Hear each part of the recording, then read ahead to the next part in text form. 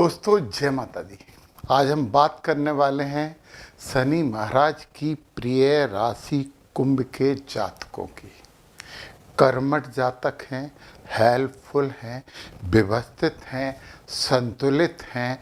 अब गुरु महाराज अतिचारी होकर 19 अक्टूबर को उनके 5वें भाव से निकलकर 6वें भाव में प्रवेश कर रहे हैं। ये है रोग, रिपु और ऋण का भाव। परंतु सकारात्मक बात करें तो ये है सेवा का भाव। यदि आप सेवा भावी होंगे, यदि आप किसी की भी सेवा करने तैयार होंगे, सामाजिक स्तर पर हो या दोस्तों के साथ हो, किसी को यदि आपकी ज़रूरत है और आप उसके लिए तुरंत खड़े हैं, तो यह गुरु अच्छे हैं। 6ठे भाव में गुरु लोन लेने के लिए प्रेरित करते हैं और जल्दी दिलवा देते हैं। 6ठे भाव का गुरु शत्रुओं का नाश करते हैं, शत्रु मुक्त करवाते हैं। 6ठे भाव के गुरु जो हैं वो कम से कम पेट से संबंधित बीमारी तो जरूर देते हैं। तो यदि गुरु महाराज के आदेशानुसार उनकी जो आकाश तत्व वाली प्रकृति है, ज्ञान की प्रकृति है, उसके आधार पर यदि हम योग अध्यात्म का सहारा लें तो ये सब समस्याओं से मुक्त हो सकते हैं। मैंने बोला है कि आप गुरु बना सकते हो। गुरु हों तो उनकी सेवा करिए। आप गुरु नहीं बनाए हैं तो किसी भी देवी देवता में से किसी को अपना गुरु बना लीजिए और उनका मंत्र आप इस अवधि के दौरान जप करिए। परंतु यहाँ पे एक अच्छी बात तो ये है कि आपका दूसरों को सेवा करने का मन होगा और आपकी नौकरी भी लग सकती है। कार्यों में व्यवधान कम होगा। नियमित दिनचर्या बनाना जरूरी है। स्वास्थ्य पर विशेष ध्यान देना जरूरी है। स्वयं से भी कार्य करें, मन को संतोष मिलेगा। अब गुरु कहीं पे भी हो, गुरु कहीं हो, परंतु उनकी जो 3 दृष्टियां होती हैं वो तो मानव जीवन को वरदान होती हैं। तो गुरु की उन 3 दृष्टियों के बारे में हम बात कर लेते हैं। परंतु उससे पहले एक बात और बता दें कि यहाँ शनि महाराज मैंने बिठा रखे हैं, तो इसका कारण भी आपको अभी के अभी समझ में आने वाला है। 1 2 3 4 5। अब 6ठे भाव में गुरु बैठे हैं। विद्वान लोग कहते हैं कि 6ठे भाव के जो गुरु होते हैं वो अच्छे नहीं होते, परंतु विद्वान लोग ये भी कहते हैं कि गुरु की दृष्टियाँ अमृतमयी होती हैं, सौभाग्यशाली होती हैं। और ये गुरु महाराज 1 2 3 4 5 5 भी दृष्टि डाल रहे हैं आपके 10वें भाव पे, और ये कर्म का भाव है। तो आपके कर्म में कुछ ज्ञान आएगा, अध्यात्म आएगा, कर्म अच्छे होंगे। वैसे भी कुंभ राशि के जो जातक हैं वो सत्कर्म करते हैं, सेवा भावी होते हैं। परंतु जब आप काम करोगे तो लोगों को लगेगा कि कोई ज्ञानी और विद्वान आदमी कोई काम कर रहा है।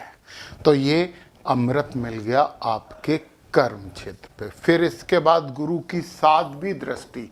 अब ये व्यय का भाव है, विदेश का भाव है, मोक्ष का भाव है। तो मैंने कहा था कि जब गुरु यहाँ हैं तो 7वीं दृष्टि आपके 12 हाउस पे डाल रहे हैं, और ये अमृतमयी दृष्टि है, इसमें अमृत है। विदेश से संबंधित कार्यों में सफलता मिलने की पूरी संभावना है। हॉस्पिटल में कुछ पेशेंट्स को कुछ फल मल दवा मवा बांट दीजिए, बड़ा अच्छा होगा। अब गुरु के नमी जो दृष्टि है वो पड़ रही है इस वाले भाव पे जो 2nd हाउस है। यहाँ शनि महाराज थोड़ी सी कुटुंब में, धन के मामले में डिले करवाते हैं, समस्या उत्पन्न करते हैं। परंतु शनि बैठे हैं गुरु की राशि में, मीन राशि में। शनि का नक्षत्र भी गुरु का ही है, और शनि महाराज को गुरु की 9वीं दृष्टि जो आपको पूर्व जन्मों के संचित फलों का प्रभाव देती है वो भी पड़ रही है। तो ये शनि को चारों तरफ से गुरु ने अपने आगोश में ले लिया है। अब शनि आपके लिए गुरु का कार्य करने वाले हैं। परिवारजन कुटुंबीजनों से आप अच्छी बातें करेंगे, धन भी आपको मिलेगा, डिले नहीं होगी। हालांकि गुरु धन के कारक तो नहीं हैं, ज्ञान के कारक हैं, परंतु गुरु की अमृतमयी दृष्टि है, धन भी प्राप्त आपको जरूर होने वाला है। तो ये है गुरु महाराज के आपके छठे घर में प्रवेश 19 अक्टूबर से 5 दिसंबर तक। और ये मैंने बताया कि मई के बाद गुरु यहाँ परमानेंट हो जाएंगे 1 साल के लिए। तो ये आपको अगले साल की जो संभावनाएं हैं उनकी स्थिति दर्शाने का समय है। 45 दिन है। तो आप थोड़ा सा एक्सरसाइज, योगा और खान पान पर नियंत्रण करिए, सब कुछ अच्छा होने वाला है। अब मैं बात बताऊं आपको कि गुरु महाराज बैठे हैं पुनर्वसु नक्षत्र में। इस समय पुनर्वसु नक्षत्र में बैठे हैं और जो कुंभ राशि है वो धनिष्ठा, शतभिषा और पूर्वा भाद्रपद नक्षत्रों में आती है। तो धनिष्ठा राशि के लिए गुरु का जो पुनर्वसु नक्षत्र है वो विपत नक्षत्र है। तो निश्चित समस्या है, निश्चित समस्या है। तो गुरु की समस्या को निपटने के लिए हम ज्ञान, अध्यात्म, धर्म, कर्म का सहारा लेंगे। ओम अदितय नमः की आपको 11 मालाएं रोज करना चाहिए। ये पुनर्वसु नक्षत्र का बीज मंत्र है। अदितय नमः देवी अदिति का मंत्र है।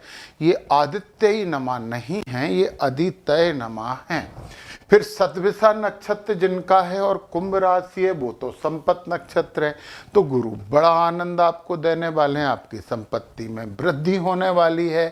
फिर भी आप यदि इसकी 1 माला रोज करें तो अच्छा है, क्योंकि जब बुरे समय में हम किसी को याद करते हैं तो अच्छे समय में तो सबसे पहले उन्हें याद कर ही लेना चाहिए।